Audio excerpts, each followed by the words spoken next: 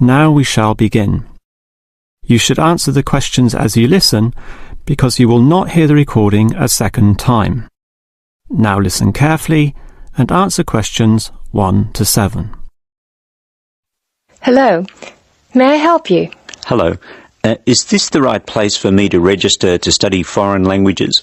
Yes, it is. May I have your name, please? Vijay. My family name is Paresh. Vijay Paresh. Okay. Do you have a telephone number? Yeah. 909-2467. Thank you. Now, which language would you like to learn? We offer French, Italian, Cantonese, Mandarin, Spanish, Portuguese. I'd like to learn Spanish, please. Okay. Our classes are conducted in lots of different places. We have classrooms in the city and here in this building. What's this building called? This is Building A. I work near here, so it'd be best to study in Building A. What time do you want to come to lessons? They go on for 3 hours and they start at 10 a.m., 4 p.m. and 6 p.m. I wish I could come to the daytime lessons, but I can't. So 6 p.m, please. That's our most popular time, of course.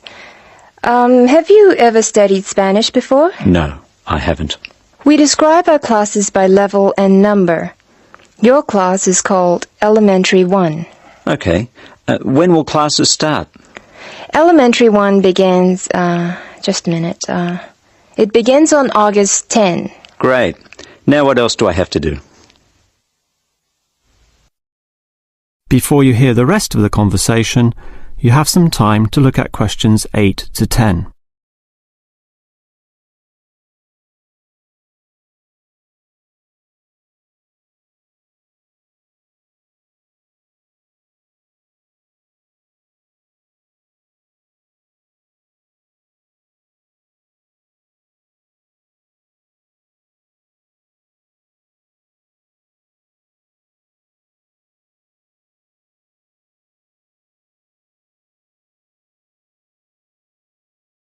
Now listen and answer questions 8 to 10. I'm sorry, Vijay. What were you saying? I wanted to know what else I had to do. Oh, of course. Please go to the building on the other side of Smith Street. I want you to go to the reception area first. It's just inside the door on the left as you enter from Smith Street. Give them this form. Okay. Do I pay my fees there? No, but the fees office is in the same building. Go past the escalators and you'll see a games shop. It's in the corner. The fees office is between the games shop and the toilets. Thanks. Where can I buy books? The bookshop is opposite the lifts. It's right next to the entrance from Robert Street. Your offices are spread out. Not as badly as they used to be. By the way, we offer very competitive overseas travel rates to our students. Oh, I'd like to look into that. Of course. The travel agency is at the Smith Street end of the building, in the corner next to the insurance office. Thank you very much. Bye. That is the end of part 1. You now have half a minute to check your answers.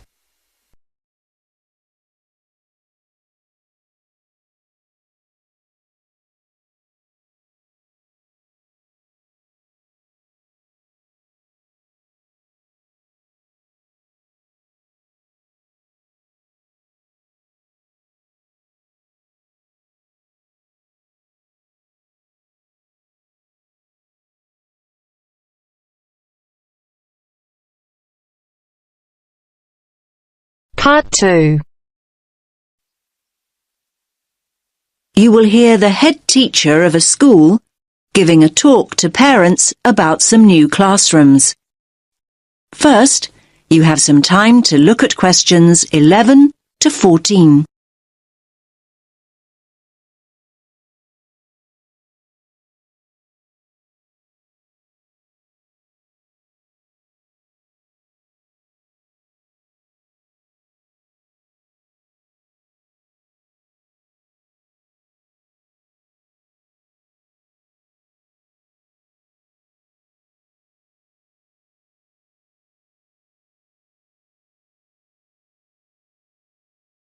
listen carefully to the first part of the talk and answer questions 11 to 14. Good evening, everyone, and thanks for making it along. I know how busy you all are with term coming to an end. As you know, the aim of this meeting is to show you the plans we've got to add 2 new classrooms and how that will affect the playground. Now, I've heard that quite a few of you are worried that there'll be hardly any playground left, but I want to reassure you that that's not the case at all. I think there's been quite a lot of uninformed talk going on, and people have started worrying unduly. I certainly hope I can dispel any of your concerns this evening. Firstly, I have a plan of what the school should look like, which I'll project onto the screen. The school governors and the developers want to hear your feedback before making final decisions. Your feedback's very important. When I've gone through the plan with you, you can ask questions and we'll discuss those queries in detail. There'll be plenty of time to tell us what you think over the coming weeks. And once the plans are a little more developed, they'll be available online. There'll be a weekly update, and once the actual construction begins, you'll be able to check progress as it happens. Personally, I'm very happy with where we've got to.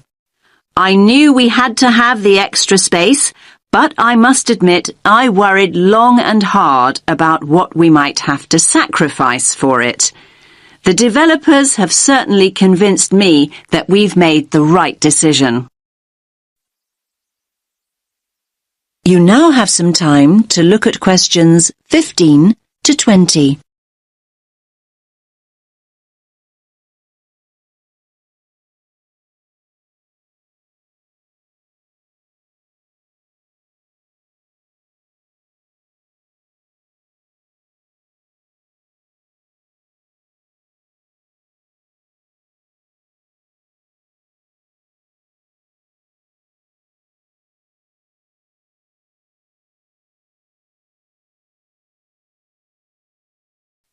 Now listen to the rest of the talk and answer questions 15 to 20. Right, can everyone see the plan now? Good. Let's start at the Balfour Road entrance, since that's where most of you come and go from. The Farley Road entrance and lower playground won't be affected at all. Now, as you come into the top playground, the 2 new classrooms will be on the right. There'll be a new gate and the steps down will be rebuilt. There'll be a ramp for disabled visitors too. On the plan here, only the parts of the building affected by the plans are shown. I'll explain why the hall is marked on later. So, as I said, the new classrooms will be to the right of the entrance and, as you can see, will take up very little of the playground space. We feel the Year 6 children need their own area away from the younger children. So, this one on the left of the 2 rooms will be the new Year 6 classroom. As you can see, there's no direct entrance from the playground. The plan is to include a small entrance area here from the playground for coats and boots and so on. Entrance to the classroom will be from that area. There'll also be an additional entrance to the hall from this cloakroom, so children will be able to get to the hall from 2 different directions, from inside the main building and from the new entrance area. I hope that's clear. Now, as you all know, the hall doubles up as the cafeteria at lunchtime. One of the rumours I heard was that we're planning to dispense with the cafeteria and open up a snack bar. I can categorically state that replacing healthy school meals with a snack bar is not remotely in our thoughts. The other new classroom, that's the one with the playground entrance here, is going to be an exciting new venture for us. That's because its principal use will be for the preschool and after-school clubs. More and more parents want that facility outside school hours, and we need a dedicated space to run these activities. I think there were also worries about the nursery school, though I'm not really sure why, to be honest with you. I can tell you now that the whole area on the other side of the main school building will be totally unaffected. The nursery will continue operating as it does now. There will be a couple of smaller constructions, modernisation work really, down here on the other side of the top playground. Cycling into school is getting more and more popular, so we're replacing the old bike sheds with a brand new bicycle bay. There'll be space for 60 bikes. The children's toilets will also be modernised, and the children will be able to enter them from inside the school building rather than from the playground as they do now. There'll be brand new staff toilets in that part of the building too, I'm pleased to say. So, I hope that's at least started to allay a few fears. Take a few minutes to look at the plan that I'll get out of the way. Then I'll answer a few questions if you have any. Does that make sense to you? That is the end of part 2. You now have half a minute to check your answers.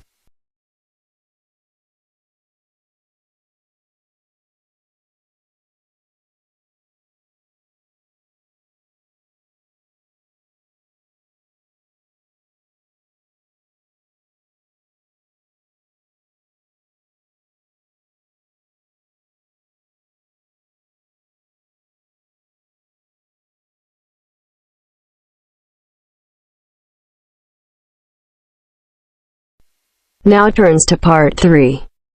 Part 3. You will hear some students talking about an arts assignment. First, you have some time to look at questions 21 to 25.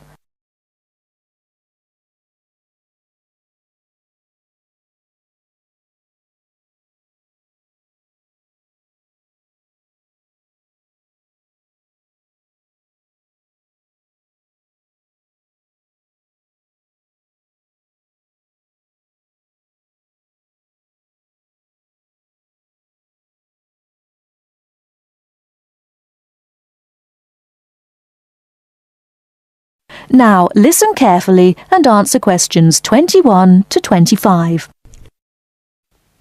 What have you been working on, Arthur? I've been looking into the funding of the arts by the Arts Association. Oh, Mr. Simpson gave you that topic, did he? Yes, it's not too difficult. At least all the facts and figures are easy to find, or I think they will be. I've done a lot of useful stuff already. Simpson hasn't asked me to present my research for the past few seminars, so I think he might ask me this time. Well, what have you found out? Well, it's big money at the Arts Association. £330 million from the government and £118 million from the lottery. Let me see, I've got my notes here. Now, the Arts Association mission statement tells us that it exists to develop, sustain and promote the arts. So that's clear. But then we need to know exactly how it can do this. However, before we get to that, there are certain issues which the association must take into account. What are those issues? They are, first, access. This is the idea that the arts mustn't be just for the few. Not just Italian opera, but pop concerts too. Something like that. Other issues are education, cultural diversity, social regeneration and social inclusion. All these are different ways of saying that the arts are for everyone. All right, but what does it actually do? It does what it wants, I think.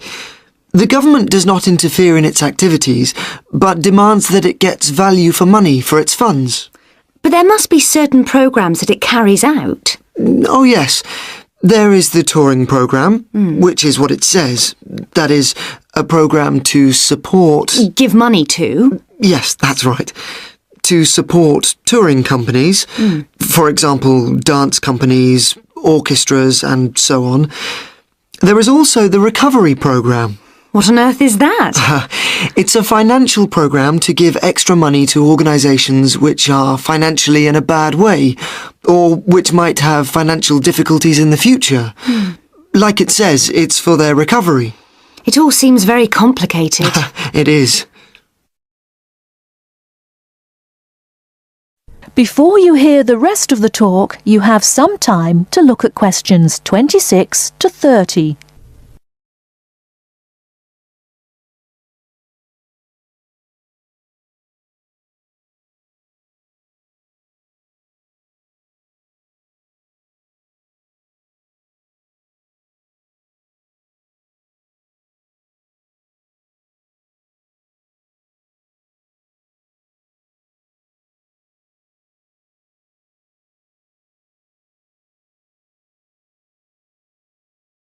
Now listen and answer questions 26 to 30. Did you get any information on the reading for the other half of our work? Yes, I did. You mean the Art and Society module? Yes. Yes. I met Simpson himself as we were waiting for a train at Norchester Station, so I managed to ask him. Any luck? Yes, I've got the notes I took here. He told me, of course, to start with Greenberg, who covers contemporary art and the up-to-the-minute movements in America. It's about the modern movements, really. As far as the economic impact of art is concerned, a basic text is the Parliamentary Report on Art and the UK Economy. This gives lots of monetary facts and figures, but the figures are not very satisfactory, as, of course, a lot of the information is confidential and can't be published. Art Now, Art Wow by someone called Dennison sounds exciting, and is about how art and artists are created, presented for buyers, and sold in the US.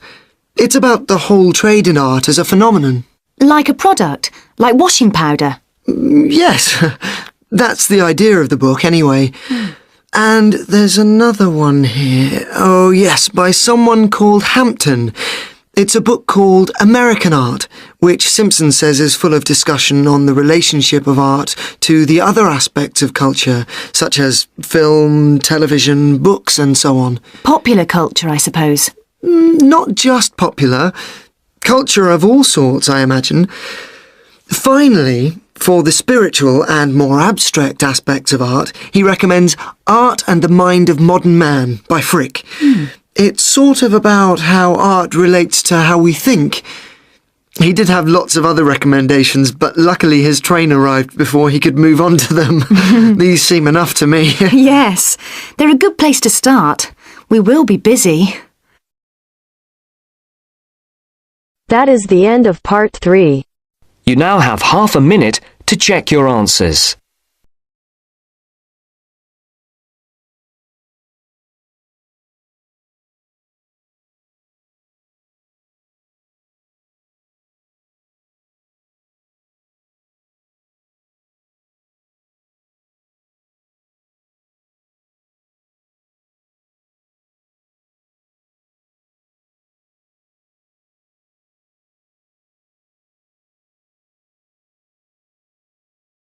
Now turns to part 4. Part 4. You will hear the first part of one lecture, in a series of lectures about environmental issues. First, you have some time to look at questions 31 to 40.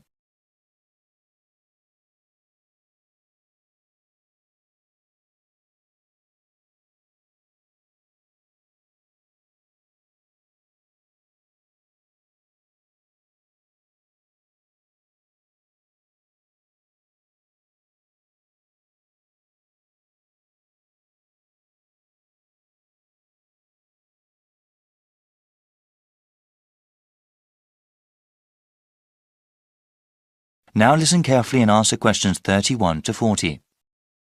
In this lecture series, we have been looking at the most pressing environmental issues that the world faces. One of those issues, global warming, has become very fashionable to talk about in the past decade.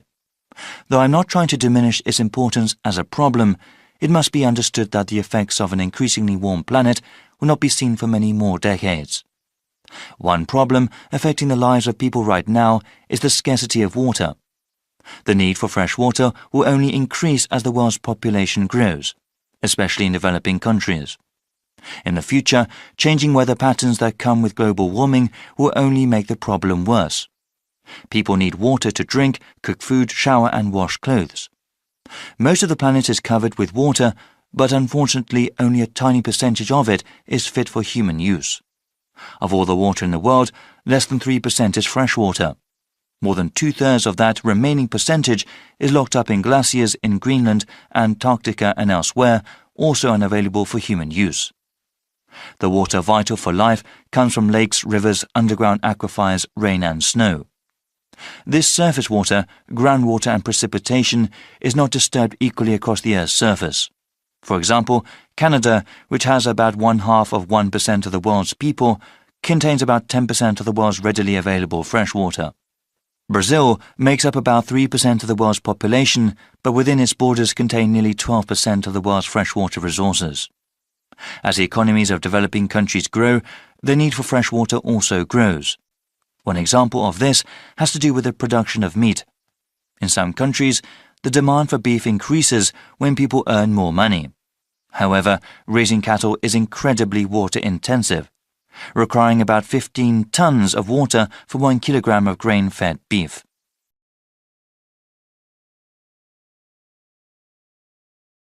The scarcity of water has a direct impact on human life. When people are forced to walk many kilometers to the nearest source of fresh water, it may take hours away from their day. This, in turn, takes time away from school or from other productive work that helps the general economy. A number of solutions have been proposed to deal with the scarcity of water. Some of them are technological, like the construction of desalination plants. These plants convert brackish salty seawater into water fit for human use. They are very expensive to operate and maintain, though, and cannot meet the world's growing demand for water. Other kinds of solutions involve only a little technology or involve modifying individual people's habits. In a rural part of India, a village facing water shortage started collecting rainwater. A simple system allowed them to save water that fell over a large area and use it during dry periods. In the suburbs that surround the cities of developed countries, house owners are using xeriscaping techniques. The main purpose of xeriscaping, unlike traditional landscaping, is not to use supplemental irrigation. This requires the use of plants, shrubs and trees that are appropriate for the climate.